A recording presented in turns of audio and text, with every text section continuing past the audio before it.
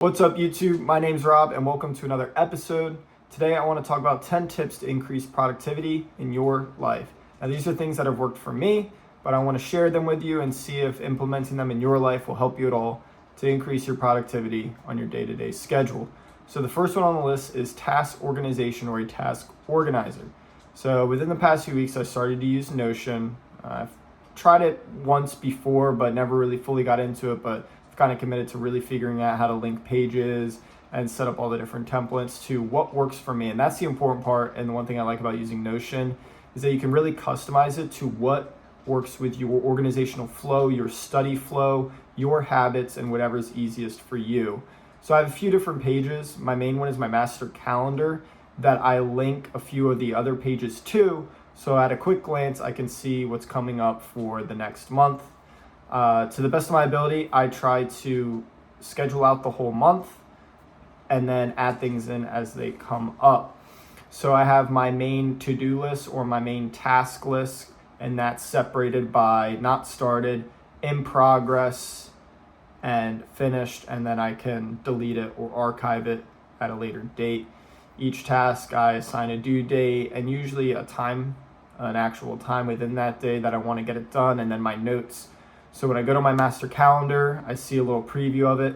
I can click on it and then read my notes and figure out what I need to do from there. Being a habitual procrastinator and terrible at time management, growing up, always put things off to the last minute, or maybe didn't even do them because it was just too last minute and the project or the paper or homework was just too long for me to complete. So I ended up not doing it. I did get better at college. I was kind of forced myself to get better at time management. I would carry a small notebook with me, write all my assignments in it, do my best to look at it. And that's kind of one thing with the task organizer. You can have it, and with whatever app you use, whether it be Notion or whether to-do list app, I like to have it written down, but then also have it in Notion so I can set reminders to pop up and remind me when things are coming, because you can have that notebook, but it doesn't always mean you're going to look at it. And that's one habit I've really been trying to build, is looking at my analog, just my regular dotted notebook, and seeing what I have to do that day. I usually check it either after every task or every few hours to make sure that I'm on track getting the things done that I want to get done. The second thing I want to talk about is journaling. Now, this is going to look different for a lot of people, and I don't journal in the way of writing down how I felt about the day or how my day went. My journal usually just includes the date, some sort of quote. I listen to a lot of Jocko Willink podcasts, so Discipline Equals Freedom is usually at the top of my journal for every single day, because that's really what I'm trying to instill, is more and more discipline in my life. The main thing that makes up the part of my journal for each day is my to-do list. So I have it written out of my notebook, and I keep track of it in Notion, and I refer back to my notebook quite often and then check off the boxes. It's like a little reward, just checking off the box and making sure I can check off all the boxes that I have for the day. And then at the bottom of my notebook, at the end of the day, I'll rate myself on 5 main areas that I'm concerned with, which is mental, physical, financial, relational, and spiritual. There's different methods of well-being. There's I think 6 pillars of well-being and 8 pillars of well-being. But these are just 5 foundations in my life that I'm focused on growing and continuing to get better at, whether that be a relationship with my wife or my family, my financial situation, keeping track of my budgeting, and keeping track of my workouts and my mental state. I rate myself on a scale of 1 to 10 of how I feel about where I am in each area, and I track that each day so that a year from now, 2 years from now, I can look back and see, have I actually improved in these areas? What things did I implement in my life that allowed me to see progress in certain areas? And maybe I went backwards in some areas, and reflect on that time and see what I changed so I can make that change again in my life and continue to make forward progress. So the third thing I want to talk about is decluttering your environment. Growing up, I was extremely messy, hated to clean my room, did not like cleaning, and now I'm almost the complete opposite, where I have to make sure everything's clean, no dust anywhere. But I took small steps to get there. And if you're like me and you used to be or still are messy, that can severely inhibit your productivity. At least for me, when there's stuff around me and it's in my sight, it's in my mind, and I get distracted. So the out of sight, out of mind really applies to myself and my ability to be productive. So I like to try to keep my desk as minimal as possible with as few distractions as possible. I make sure I have my notebook, pen, paper, water, coffee. That's really about it. Maybe a couple pictures, but other than that, I try to keep my desk completely clean. And I started with that when I was trying to become more clean and organized. I started with just my desk. And then I realized that that wasn't really enough, because if I looked around me, there was a bunch of mess and that would distract me. So then I made sure my room was completely clean and organized. And you may see a little bit of a mess back there. I just moved, so still working on getting more drawers and organization to make sure everything's clean. So then I worked on cleaning my room and keeping that as clean as possible every single day, kind of as a nightly routine to vacuum, dust, put everything back where it belongs. And that's an important process of decluttering. Have a specific place for everything that you have so you know where it goes at the end of the day. It's fine if during the day you move things, your workspace isn't going to be completely clean. And I think if it is completely clean through your work day, maybe you're not fully working or being as productive as you can, because it's going to get messy. You're going to have notes everywhere. You're going to have papers everywhere, different coffee cups and stuff. Though anything with food and drinks, I try to get out of the room as soon as possible because I don't want to have that smell lingering. Now with my apartment, with my wife, we try to keep the entire apartment as clean as possible so that the entire home is a productive environment and clean. And really it's more for mental health, for me at least. Having a clean home just keeps me less anxious and it helps me to be productive on my day-to-day. The fourth thing I want to talk about might not seem like it directly relates to productivity, but it does help with mental clarity and mental health and how you feel through your day, and that's exercise, working out. So I've always played sports, worked out most of my life, but there have been peaks and valleys in my workout journey where maybe for a few months I wasn't consistent in the gym, or maybe I wasn't going at all because I didn't prioritize it. And during those times, reflecting back, I could see that I wasn't productive at all. When I was in college, that's when my grades tended to go down. I just wasn't focused on anything. I had no drive, no discipline.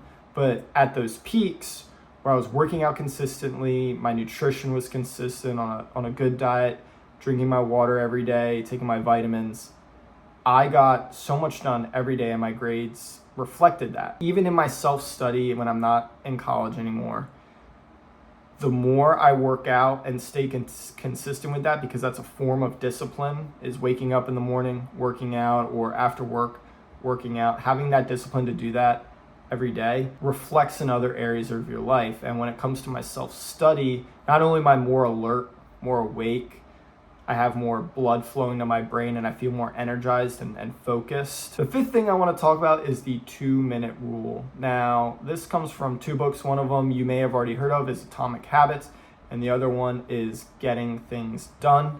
Now, the 2-minute rule is pretty simple.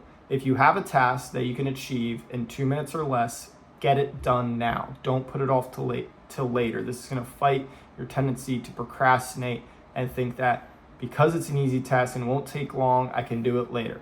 Just get it done now. Now, if you watched my previous video, I mentioned the Pomodoro technique, where after every 25 minutes of work, you take a 5-minute break. Now, whether it's answering emails or other simple tasks like paying your bills or checking your bills, get it done during that 5-minute break so that you have it done, crossed off, it's out of your mind. Now, the 6th thing I want to talk about is reading, and in particular, nonfiction books.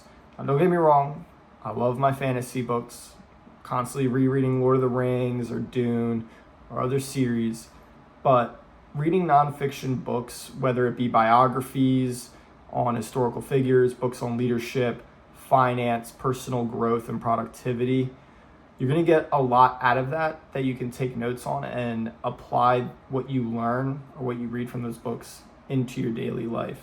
There's a lot of things that you go through life where you're going to make mistakes and learn lessons from those mistakes. But by reading these books and experiencing what other people went through and their lessons learned from their mistakes and hardships, that can help you not have to go through the same mistakes and learn the hard way. Whereas you can read your book, figure out what they did, apply that to your life, and you just saved yourself a headache and even a couple months of time to figure out what the right direction was. Now, on top of reading, I listen to a lot of podcasts, particularly Andrew Huberman with his Huberman Labs podcast and Jocko Willick's podcasts, focused more on leadership or people from history. During my commute to work is generally when I listen to these podcasts or while I'm cleaning around the house.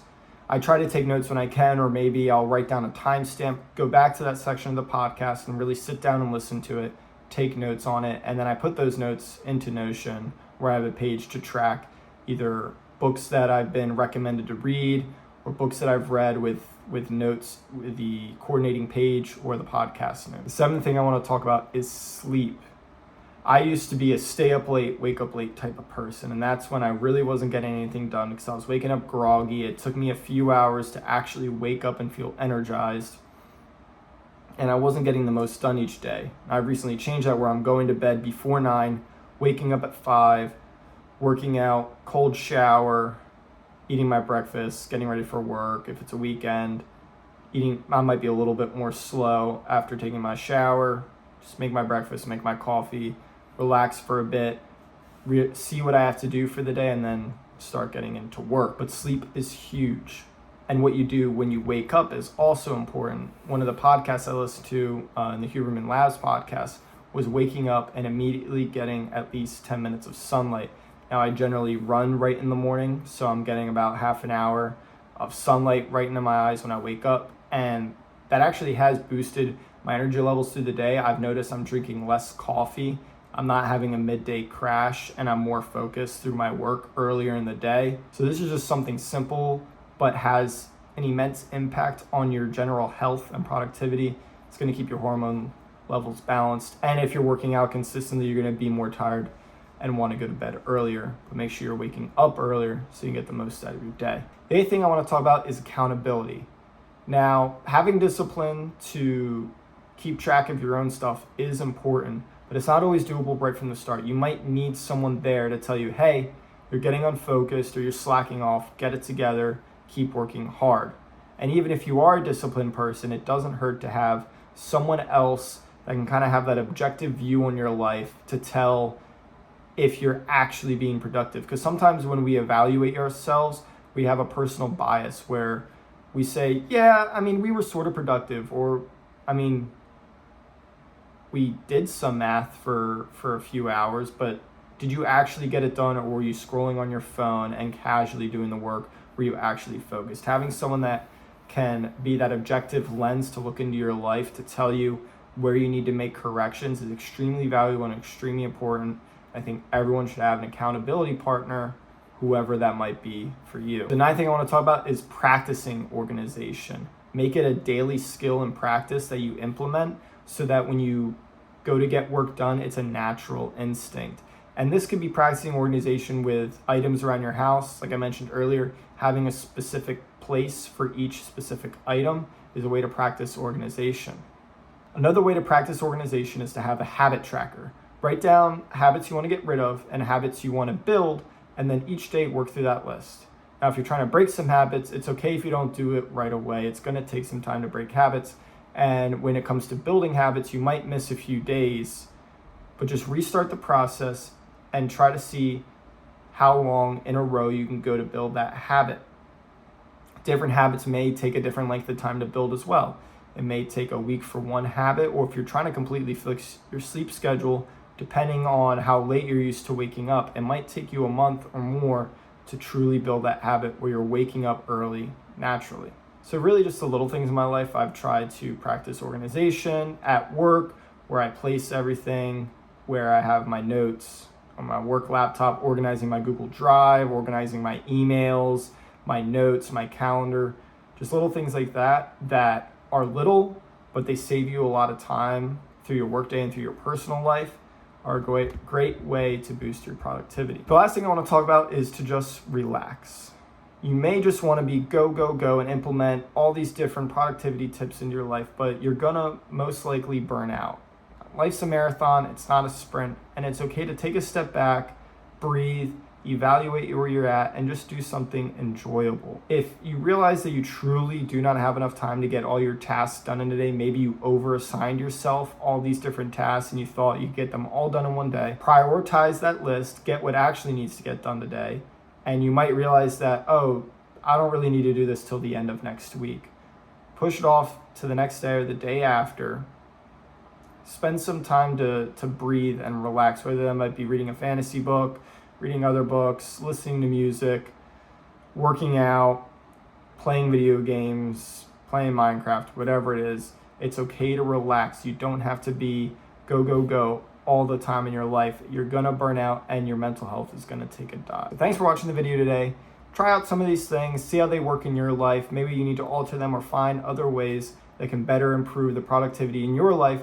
And let me know what works for you so that I can try them out and continue to get better myself.